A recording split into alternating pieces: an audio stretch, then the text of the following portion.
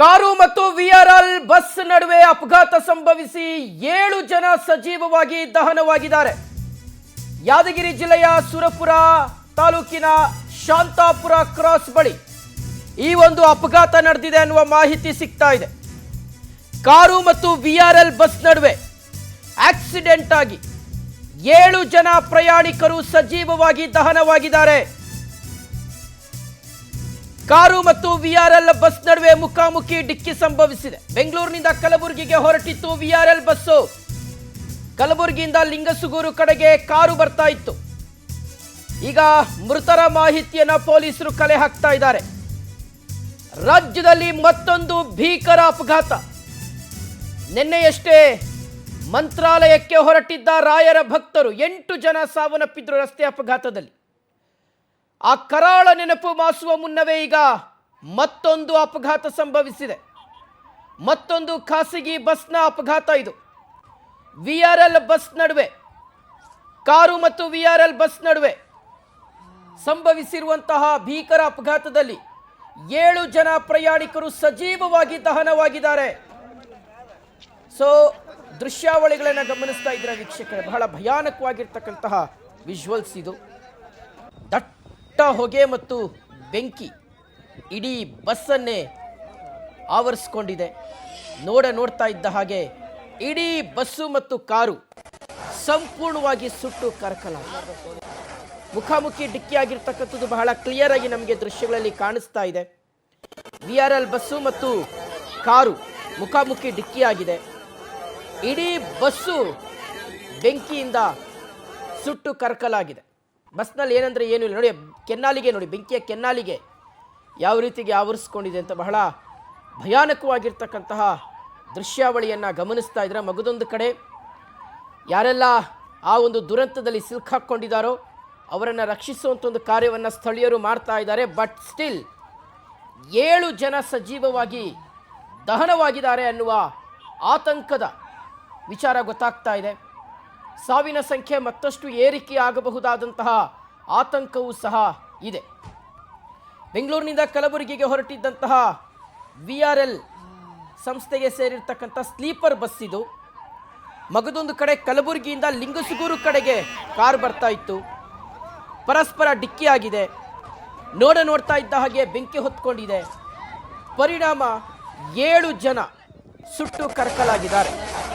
ಸಾವನ್ನಪ್ಪಿರುವವರ ಮಾಹಿತಿ ಪೊಲೀಸರು ಕಲೆ ಹಾಕ್ತಾ ಇದ್ದಾರೆ. ಅವರು ಎಲ್ಲಿಯವರು, ಯಾವ ಮೂಲದವರು, ಮೃತಪಟ್ಟಿರೋರು ಯಾರು, ಕಾರ್ನಲ್ಲಿದ್ದಂಥವ್ರು ಮೃತಪಟ್ಟಿದ್ದಾರಾ, ಬಸ್ನಲ್ಲಿರ್ತಕ್ಕಂಥವ್ರು ಮೃತಪಟ್ಟಿದ್ದಾರಾ, ಇದೆಲ್ಲದರ ಬಗ್ಗೆಯೂ ಸಹ ಮಾಹಿತಿ ಇನ್ನಷ್ಟೇ ಸಿಗಬೇಕಾಗಿದೆ. ಆದರೆ ಈ ಒಂದು ದುರಂತದ ದೃಶ್ಯಗಳನ್ನು ಗಮನಿಸ್ತಾ ಇದ್ರೆ ಎದೆ ಜಲ್ ಅಂತ ಇದೆ. ಯಾಕಂದರೆ ಅಷ್ಟು ಭೀಕರತೆಯಿಂದ ಕೂಡಿರ್ತಕ್ಕಂತಹ ದೃಶ್ಯಾವಳಿಗಳಿದು. ಈಗ ಏನಂದರೆ ಏನೂ ಉಳ್ಕೊಂಡಿಲ್ಲ, ಎಲ್ಲವೂ ಸಹ ಬೆಂಕಿಗೆ ಆಹುತಿಯಾಗಿದೆ.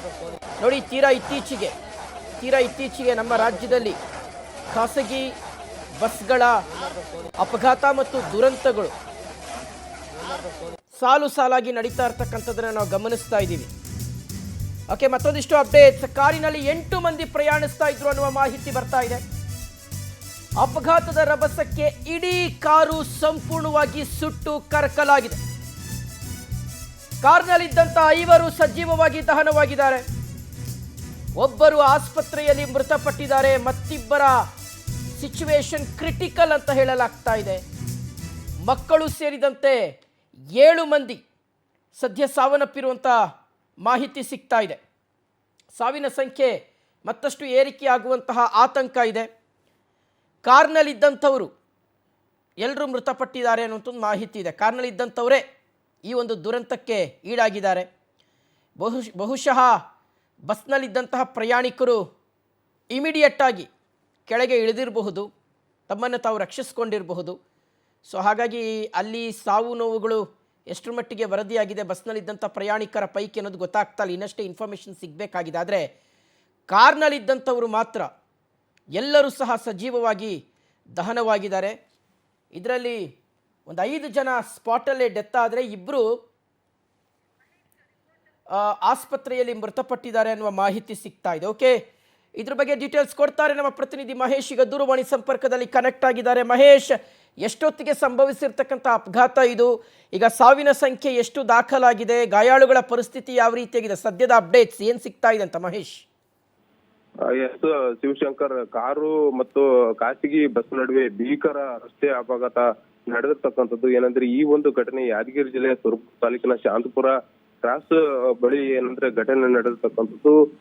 7 ಮಂದಿ ಪ್ರಯಾಣಿಕರು ಏನಂದ್ರೆ ಕಾರಿನಲ್ಲಿ ಏನಂದ್ರೆ ಇದು ಕಾರ್ ಏನಂದ್ರೆ ಈ ಕಡೆ ಲಿಂಗಸೂರ್ ಕಡೆ ಹೊರಟಿರುತ್ತೆ. ಆ ಒಂದು ಬಸ್ ಬೆಂಗಳೂರು ಕಡೆಯಿಂದ ಈತ ಕಡೆ ಕಲಬುರ್ಗಿ ಕಡೆ ಬರುತ್ತೆ. ಹೀಗಾಗಿ ಏನಂದ್ರೆ ತಿರುವಾರ ಗ್ರಾಮದ ಕಾರು ಎಂದು ಕೂಡ ಈಗ ಮಾಹಿತಿ ಲಭ್ಯ ಆಗಿರ್ತಕ್ಕಂಥದ್ದು. ಏನಂದ್ರೆ ಈ ಕಾರು ಓವರ್ ಸ್ಪೀಡ್ ಅಲ್ಲಿ ಕೂಡ ಹೊರಟಿತ್ತು. ಏನಂದ್ರೆ ಬಸ್ಸಿಗೆ ಗುದ್ದಿದರ ಪರಿಣಾಮವಾಗಿ ಏನಂದ್ರೆ ಬಸ್ ಮತ್ತೆ ಕಾರ್ ನಡುವೆ ಘರ್ಷಣೆ ಆಗಿದೆ. ಘರ್ಷಣೆ ಆದ ಬಳಿಕ ಮೊದಲೇ ಯಾದಗಿರಿ ಜಿಲ್ಲೆಯಲ್ಲಿ ವಿಪರೀತ ಬಿಸಿಲಿದೆ. ಬಿಸಿಲಿನ ತಾಪ ಒಂದ್ ಕಡೆ ಆಗ್ತಾ ಇದ್ರೆ ಸ್ವಲ್ಪ ತಾಗಿದ್ರೆ ಸಾಕು ಬೆಂಕಿ ಹತ್ತುವಂತ ಪ್ರಸಂಗ ಕೂಡ ಇರ್ತಕ್ಕಂಥದ್ದು. ಹಾಗಾಗಿ ಏನಂದ್ರೆ ಸಡನ್ ಬೆಂಕಿ ಹತ್ತಿಕೊಂಡಿದೆ. ಬೆಂಕಿ ಹತ್ತಿಕೊಂಡದ್ರ ಪರಿಣಾಮವಾಗಿ ಏನಂದ್ರೆ ಕಾರಿನಲ್ಲೇ 8 ಜನರು ಇದ್ರು. ಅವರು 8 ಜನರ ಪೈಕಿ 5 ಜನರು ಏನಂದ್ರೆ ಸಜೀವ ದಹನ ಆಗಿದ್ದಾರೆ.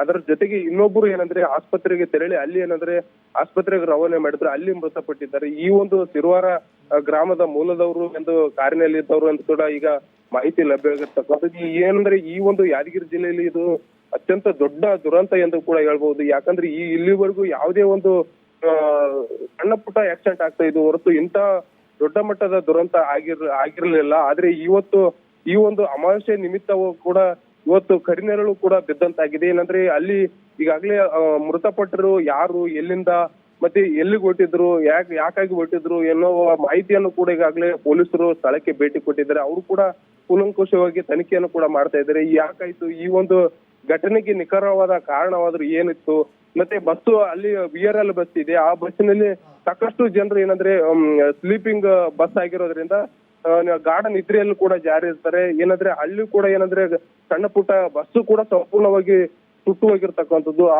ಏನಂದ್ರೆ ಡ್ರೈವರ್ ಆಗಿರ್ಬೋದು ಮತ್ತೆ ಅಲ್ಲಿರ್ತಕ್ಕಂಥ ಚಾಲಕರ ಒಂದು ಸಮಯ ಪ್ರಜ್ಞೆಯನ್ನಾಗಿರ್ಬೋದು, ಅವರು ಏನಂದ್ರೆ ತ್ವರಿತಗತಿಯಲ್ಲಿ ಬಸ್ನಲ್ಲಿದ್ದವರು ಇಳಿದಿದ್ದಾರೆ.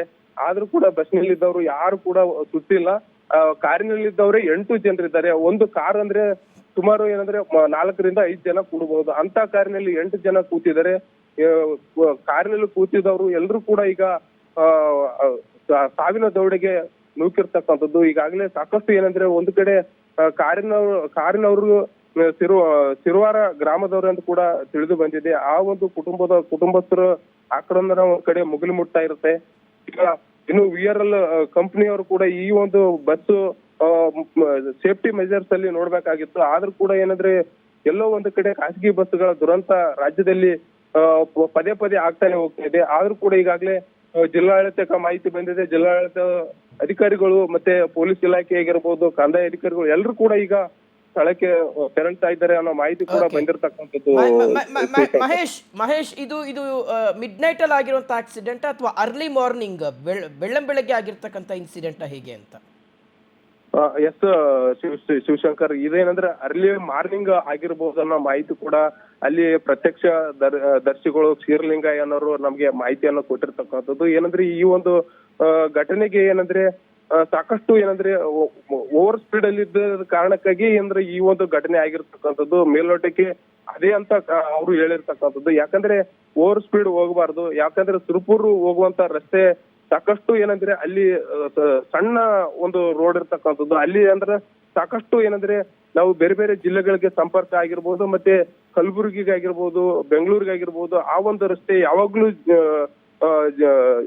ವಾಹನಗಳು ಸಾಕಷ್ಟು ವಾಹನಗಳು ಕೂಡ ತೆರಳುತ್ತವೆ. ಅಲ್ಲಿ ಏನಂದ್ರೆ ಒಂದು ಮೇಲ್ನೋಟಕ್ಕೆ ಇಲ್ಲಿ ಏನಂದ್ರೆ ರಸ್ತೆ ಒಂದು ಸುಧಾರಣೆ ಆಗಿಲ್ಲ. ಅದು ಒಂದು ಕಾರಣ ಕೂಡ ಇರಬಹುದು. ಯಾಕಂದ್ರೆ ಈ ಒಂದು ದುರಂತ ಏನಂದ್ರೆ ಯಾದಗಿರಿ ಜಿಲ್ಲೆಗೆ ದೊಡ್ಡ ಆಘಾತಕಾರಿಯನ್ನು ತಂದಿಟ್ಟಿದೆ ಎಂದು ಹೇಳ್ಬಹುದು Shivashankar. Okay Mahesh, thank you ತಮ್ಮೆಲ್ಲ ಡೀಟೇಲ್ಸ್ಗಾಗಿ.